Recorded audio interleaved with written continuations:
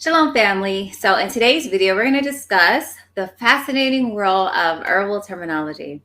So in this video, we're going to explore and explain several of the common terms that we commonly use to describe some of the actions or properties of herbs. This is probably one of the first things that you'll want to dive into as you begin your herbal journey. So let's begin. So first, I want to begin with some terms that actually have multiple terms that mean the same thing. Of course, it's going to be very confusing for beginner herbalists, and those terms are hemostatic, styptic, and anti-hemorrhagic. So these terms all relate to the ability of herbs to stop bleeding. So hemo relates to the blood, if you think of hemoglobin. Hemorrhage is uncontrolled bleeding. So then anti-hemorrhagic herbs stop bleeding. We also have hemostatic. So if you think of static or stagnant, these herbs help to stop the flow of blood. And these herbs all work in different ways. So hemostatic herbs usually control bleeding by promoting clotting. Styptic herbs actually will constrict the blood vessels to reduce the bleeding. And then the anti-hemorrhagic herbs is a broad term, and it kind of explains any of these. But these are just herbs that are used for the prevention or the reduction of excessive bleeding.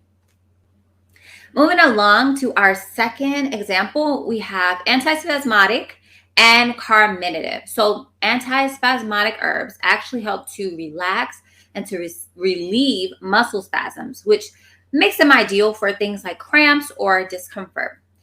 And you may have noticed that the word spasm is actually in this term. Then on the other hand, we have carminatives, and these are specific for the digestive tract, and they work to reduce gas and bloating and also cramping. Then we also have sedative and calmative. So sedative herbs have a calming effect on the nervous system, and they promote relaxation, and they can also aid in sleep. And then calmative herbs, on the other hand, they soothe and calm the mind. They help to alleviate anxiety and stress. So they're pretty much related, but calmatives are more mild.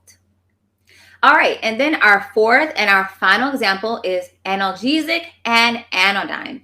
So these terms describe herbs that provide pain relief. Analgesic herbs usually help to block or reduce the perception of the pain signals, working really on the nerves. And anodynes are not limited to, but they're usually associated with soothing or alleviating pain. A lot of times analgesic herbs are valuable when you want to manage pain or discomfort in a localized area. So whereas analgesic herbs usually work directly on the nervous system. If you guys have any other questions or anything else that you guys would like me to cover, please do it. Leave it down below in the comment section. And if you're still here, as always, I will see you guys in the next one. Bye.